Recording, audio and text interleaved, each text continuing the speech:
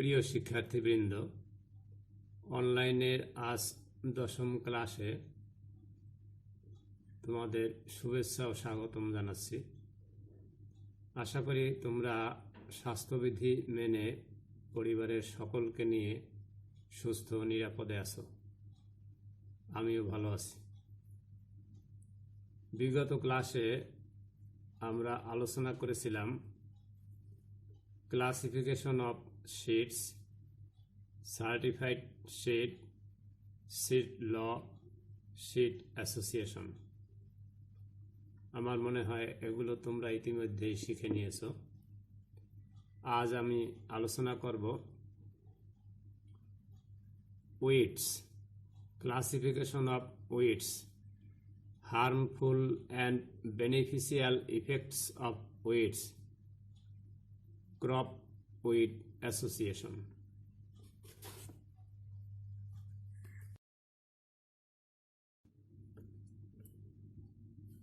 এবারে আমরা আলোচনা করব ওয়েটস অর্থাৎ আগাছা। আগাছা ফসলের অন্যতম শত্রু। এটি নানাভাবে ফসলের ক্ষতি সাধন করে থাকে। সমগ্র পৃথিবীব্যাপী আগাছা শস্য উৎপাদনকারীর কাছে একটি বিরাট সমস্যা হিসেবে পরিচিত।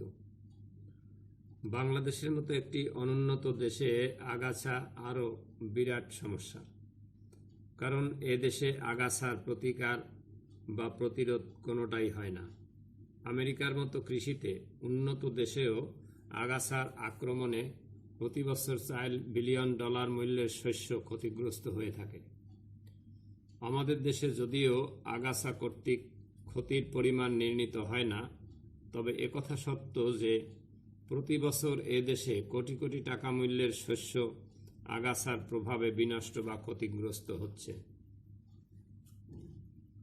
আগাছার সংজ্ঞা হিসেবে বলা যায়, ফসলের ক্ষেতে যে কোনো অবাঞ্ছিত উদ্ভিদকে আগাছা বলে। সাধারণ কথায় ফসলের ক্ষেতে নির্দিষ্ট ফসল ব্যতীত অন্যান্য সকল উদ্ভিদেই আগাছা। বিশদভাবে বলা যায়, যে সকল উদ্ভিদের আপত্তিকর বা ক্ষতিকর বৈশিষ্ট্য আছে এবং ফসলের ক্ষেতে জন্মে মূল ফসলের ক্ষতি করে, তাদেরকে আগাছা বলা হয়। সে অর্থে ধান ক্ষেতে পাট গাছ বা আলু ক্ষেতে টমেটো বা মসুর ডাল ক্ষেতে সরিষা গাছকেও আগাছা বলা যায়। তবে সাধারণভাবে আগাছা বলতে মুথা, শ্যামা, দুর্বা, বথুয়া, কাটানটে, মালঞ্চ, হাতিসুর, হেলেন্সা, ঘাগরা, স্বর্ণলতা, দুধিয়া, গইচা, লজ্জাবতী, কাশ, কচুরিপানা, শিয়াল কাঁটা, ধুতুরা, তিত বেগুন ইত্যাদিকে বোঝায়।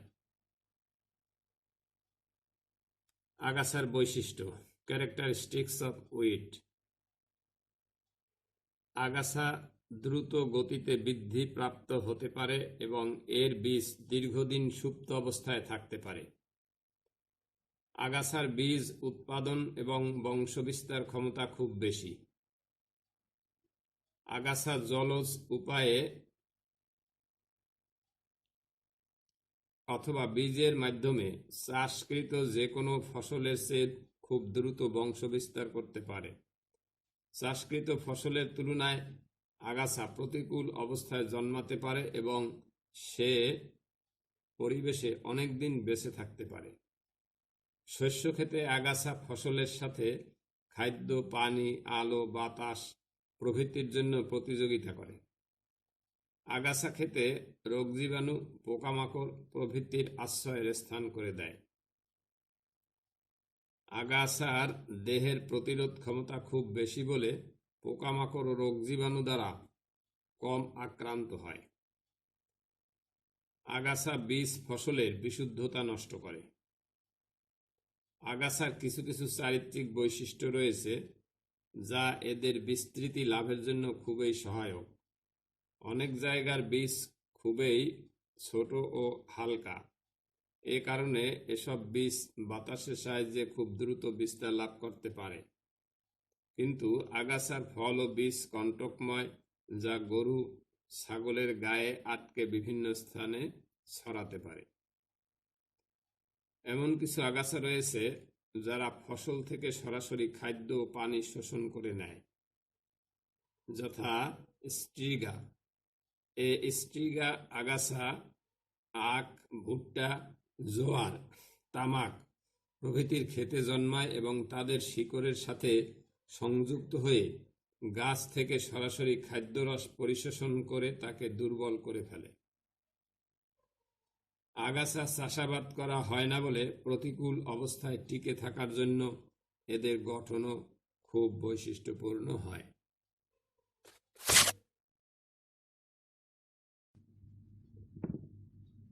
এবারে আমি আলোচনা করব ক্লাসিফিকেশন অফ উইডস, অর্থাৎ আগাছার শ্রেণীবিভাগ।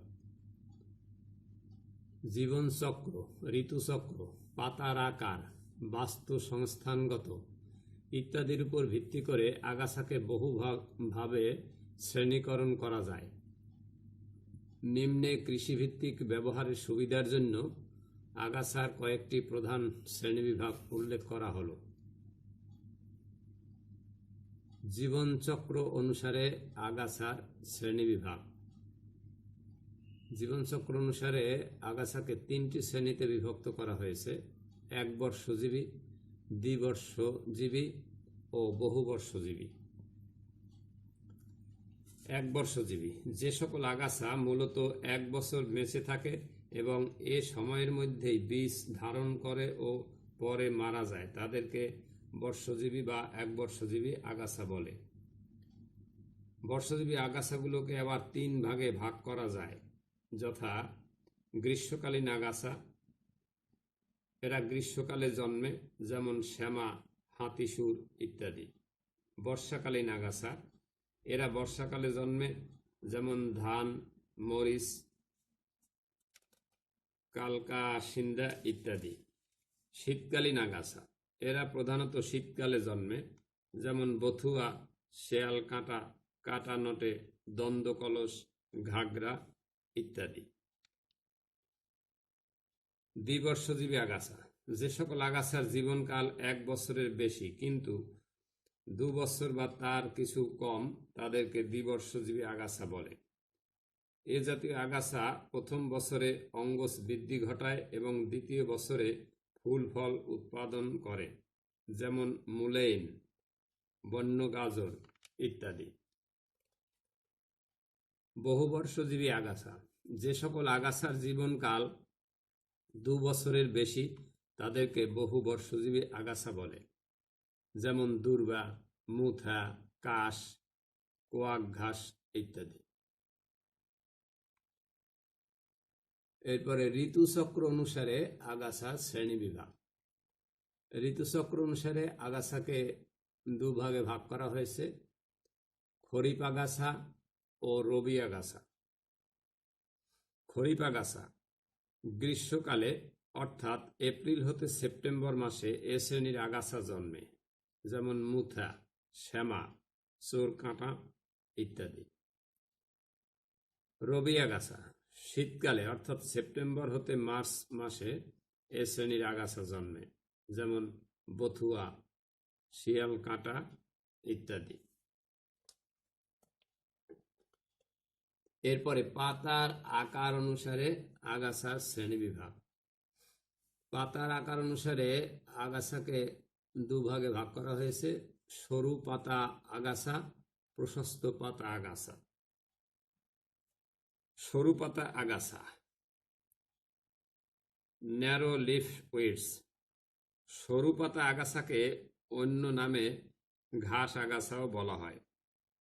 এই শ্রেণীতে প্রধানত গ্রামিনী ও সাইপেরাসি পরিবারের আগাছাকে অন্তর্ভুক্ত করা হয়েছে বলে এদেরকে পুনরায় 2 ভাগে ভাগ করা যায়, যথা ঘাস আগাছা, গ্রাস উইডস।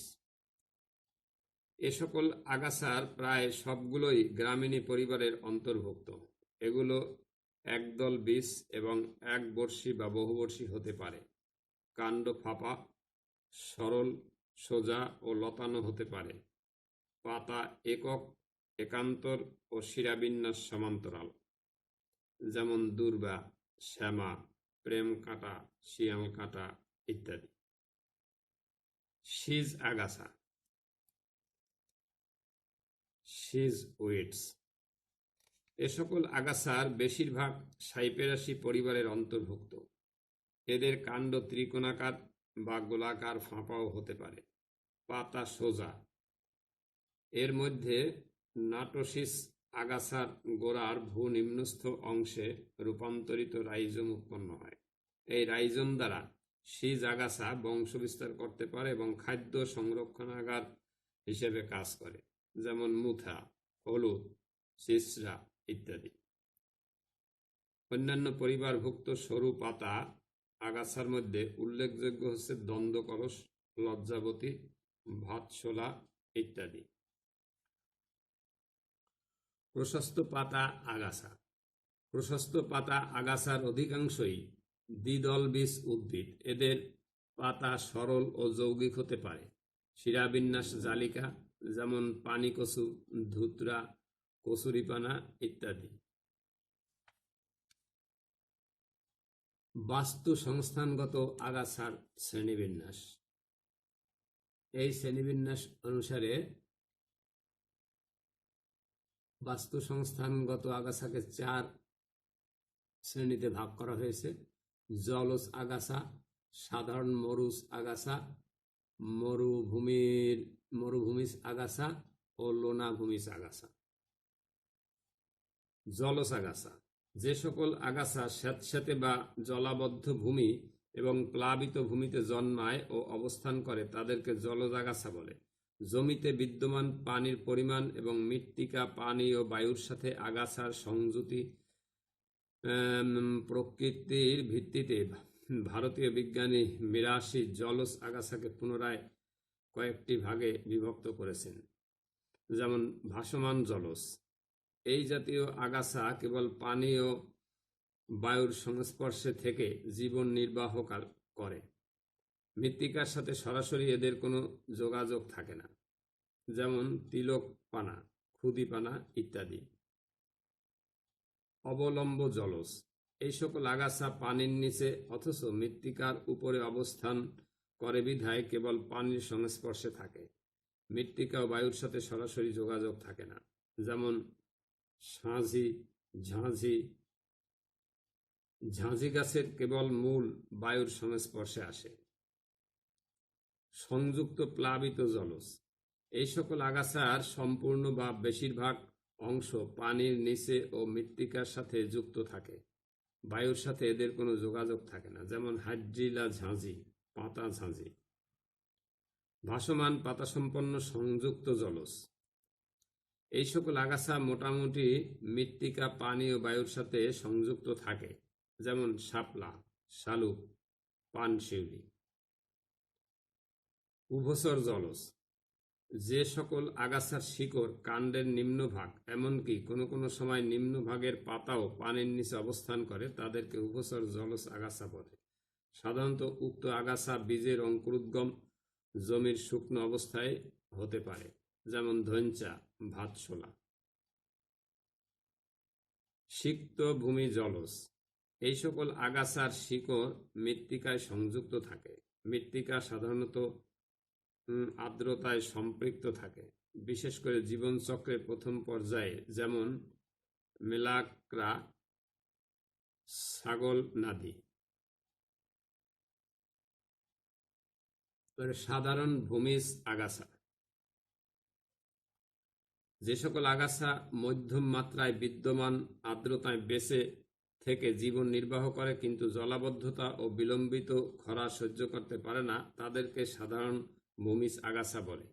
কৃষিতাত্ত্বিকভাবে গুরুত্বপূর্ণ অধিকাংশ আগাছাই এই শ্রেণীর অন্তর্ভুক্ত, যেমন মুথা, দুর্বা ইত্যাদি।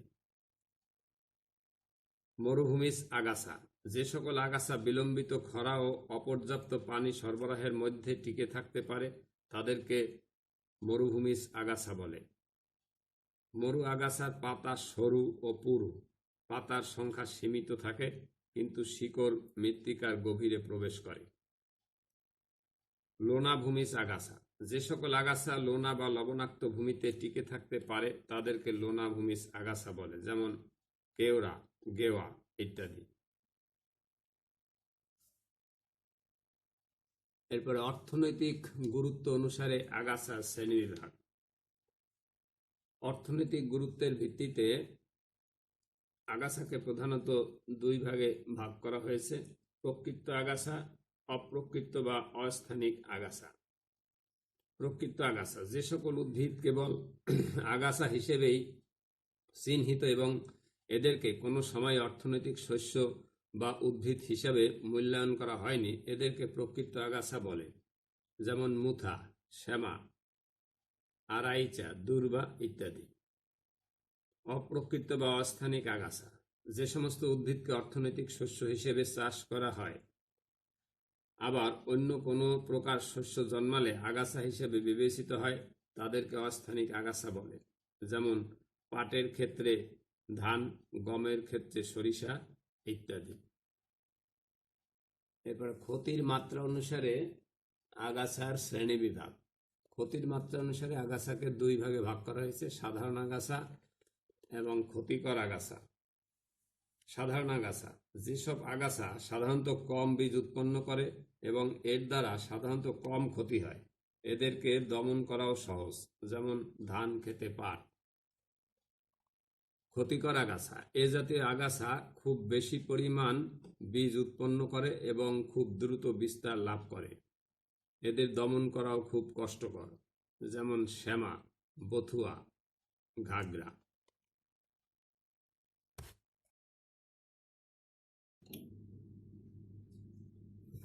এবারের আলোচ্য বিষয় harmful and beneficial effects of weeds. প্রথমে আমরা আলোচনা করব হার্মফুল ইফেক্টস অফ উইড, আগাছার ক্ষতিকর প্রভাব। আগাছা মূল শস্যের সাথে খাদ্য উপাদান, পানি ও স্থান নিয়ে প্রতিযোগিতা করে। আগাছা মূল শস্যের জন্য প্রয়োগকৃত খাদ্য উপাদান ও পানি পরিশোষণ করে নিয়ে মূল শস্যকে ক্ষতিগ্রস্ত করে। অনেক ক্ষেত্রে আগাছার শিকড় বিস্তার বেশি হওয়ায় মূল শস্যের চেয়ে দ্রুত অধিক হারে খাদ্য উপাদান পরিশোষণ করে নেয়। আগাছার বৃদ্ধি সাধারণত বেশি হওয়ায় এগুলো দ্রুত বেড়ে গিয়ে মূল শস্যকে ঢেকে দেয়, ফলে মূল শস্য প্রয়োজনীয় আলো ও স্থান থেকে বঞ্চিত হয় এবং আলোতে সংশ্লেষণের হার কমে যায়। ফসল উৎপাদন ব্যয় বাড়িয়ে দেয়। আগাছা নিয়ন্ত্রণের জন্য বেশ অর্থ ব্যয় করতে হয় বলে ফসল উৎপাদনের মোট ব্যয় বেড়ে যায়।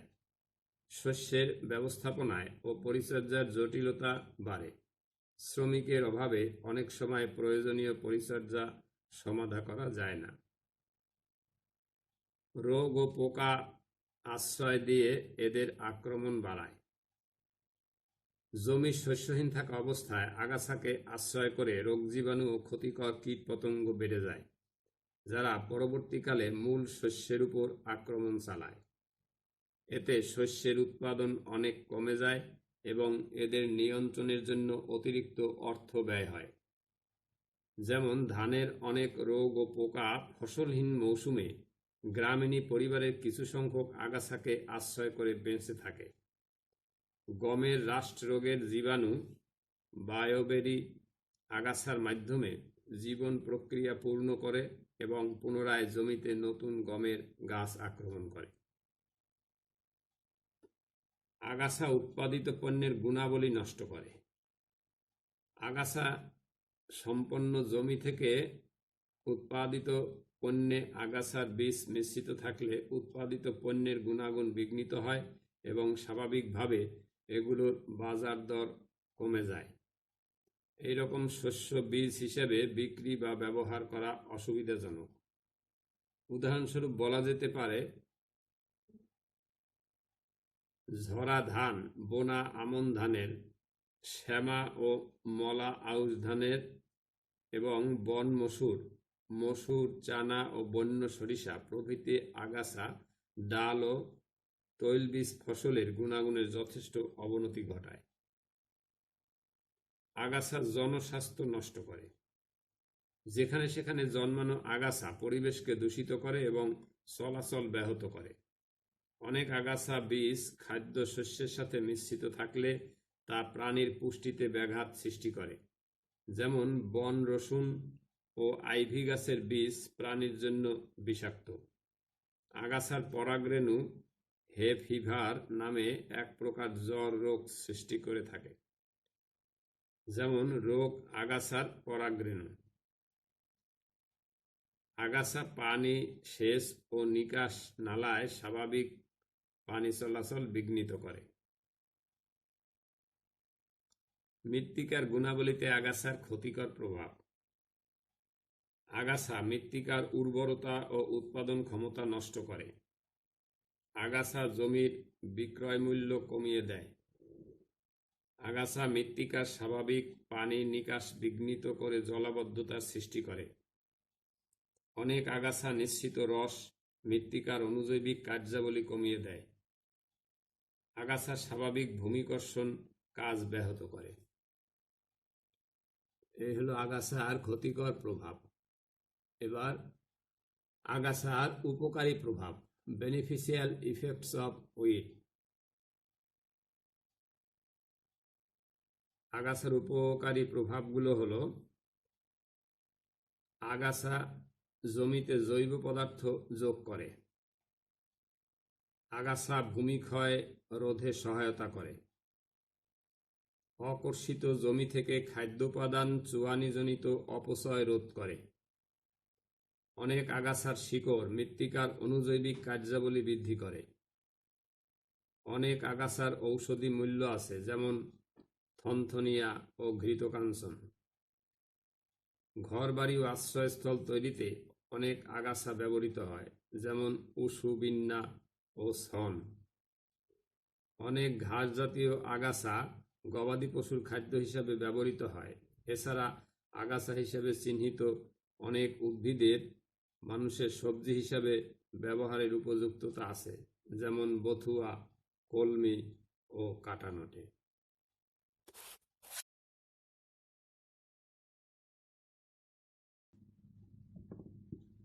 এবারের বিষয় ক্রপ উইড অ্যাসোসিয়েশন, ফসল ও আগাছার সঙ্গবদ্ধতা। পরিবেশিক ও আন্তঃপ্রজাতিগত পারস্পরিক সম্পর্কযুক্ত যে প্রক্রিয়ার মাধ্যমে কোনো জমিতে আগাছা ও ফসল উদ্ভিদের বৃদ্ধি প্রভাবিত হয় তাকে আগাছা ফসল সঙ্গবদ্ধতা বলে। প্রায় সকল জমিতে সকল সময় ফসল ও আগাছা একই সাথে মিশ্রিতভাবে অবস্থান করে প্রয়োজনীয় আলো, বাতাস ও খাদ্য উপাদান সংগ্রহ করে বেঁচে থাকে। কতিপয় ফসল এদের জমিতে জন্মানো প্রধান প্রধান আগাছাগুলো হলো: আউশ ধান, শ্যামা, চাপড়া, মনা, মুথা, ভেদাইল, দুর্বা। রোপা আমন খেতে কানাইবাসী, কানাইকো, পানা, সেলা, মুথা, ভেদাইল। বোনা আমন সারাইল, ঝরা, কচুরিপানা, ভাতশোলা, শাপলা। গম মুথা, ভেদাইল, দুর্বা, চাপড়া, গৈসা। ভুট্টা মুথা, ভেদাইল, চাপড়া, দুর্বা। রবি সবজি বথুয়া, কাটানটে, শাকনটে, দুর্বা, চাপড়া। খরিফ সবজি মুথা, ভেদাইল, শ্যামা, চাপড়া, দুর্বা। রাস্তা পার্শ্ব লজ্জাবতী, প্রেমকাটা, ঘাগরা, বিষকাটালি।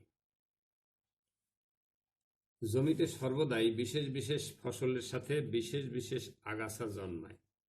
যত চেষ্টাই করা হোক না কেন, আগাছা ও ফসল উদ্ভিদকে বিচ্ছিন্ন করা বেশ কঠিন। যেমন আউশ জমি থেকে শ্যামা, মনাগাছা, বোনা আমনের জমি থেকে আরাইল, ঝরা, জঙ্গল থেকে মিকানিয়া লতা, রবি শস্য থেকে দুর্বা ও খরিফ সবজি থেকে মুথা ও ভেদাইল দূরীকরণ খুবই কঠিন। আগাছা ও ফসল উদ্ভিদের বীজের অঙ্কুরোদ্গম সময়, বৃদ্ধি সময় ও ঋতু, পুষ্টি, মৃত্তিকা প্রয়োজনীয়তা ইত্যাদি ব্যাপারে সামঞ্জস্যতার জন্যই এরকম হয়ে থাকে।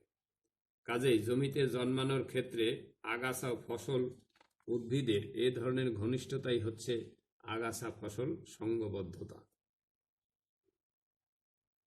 আগাছা ফসল উদ্ভিদের সঙ্গবদ্ধতার জন্য দায়ী কতগুলি নিয়ামক হলো, যেমন বীজের আকারে সামঞ্জস্যতা, সিমিলারিটি ইন সিড সাইজ। যদি আগাছা বীজ ও ফসলের বীজ আকারে ও বর্ণে একই রকম হয়, তবে ফসলের বীজের সাথে কম বেশি আগাছা বীজ নিশ্চিত থেকে জমিতে পতিত হওয়ার সম্ভাবনা থাকে।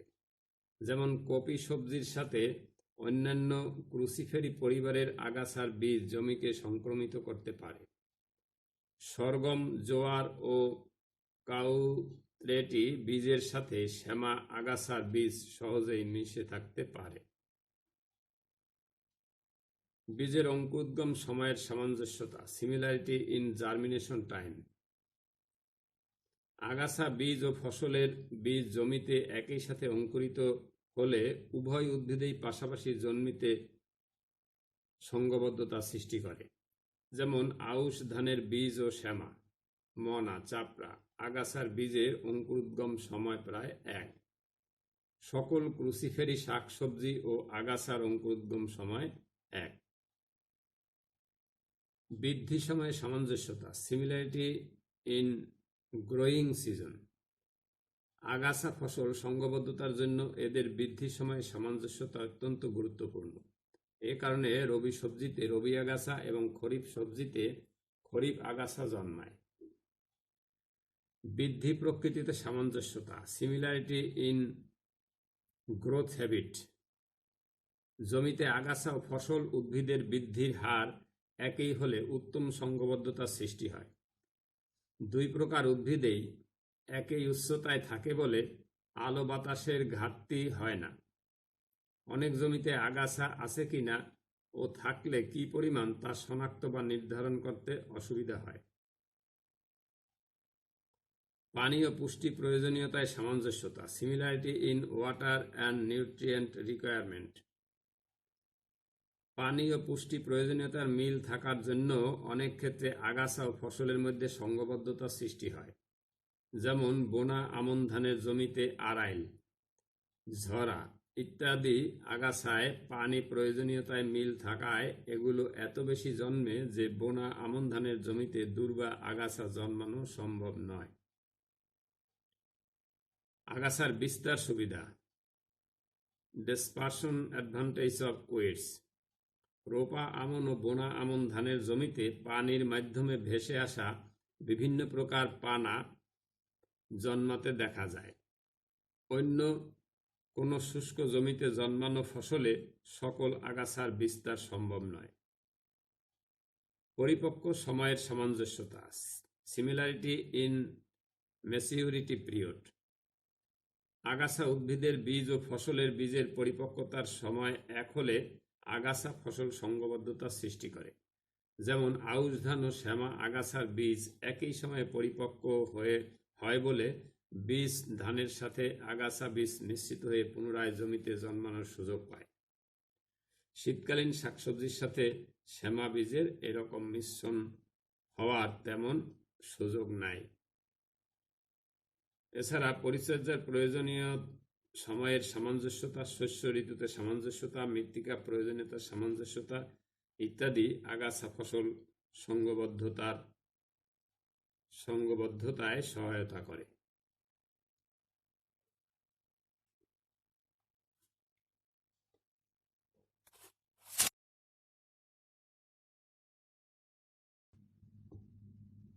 তোমরা ছবিতে এখানে বাংলাদেশের কয়েকটি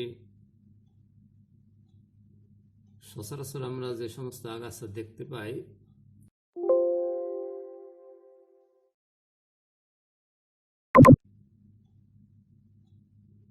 সচরাচর আমরা যে সমস্ত আগাছা দেখতে পাই তার ছবি দেখতে পাচ্ছ। 1 নম্বরে দেখো মুথা আগাছা, 2 নম্বরে আছে বথুয়া আগাছা, 3 নম্বরে শ্যামা আগাছা, 4 নম্বরে ধুতুরা আগাছা।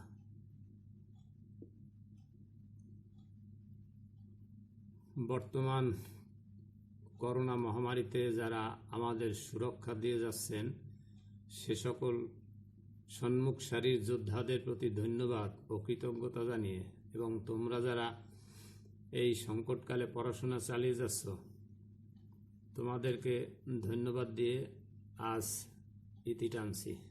তোমরা ভালো থেকো, আমিও ভালো থাকার চেষ্টা করছি। সৃষ্টিকর্তা সকলের মঙ্গল করুন।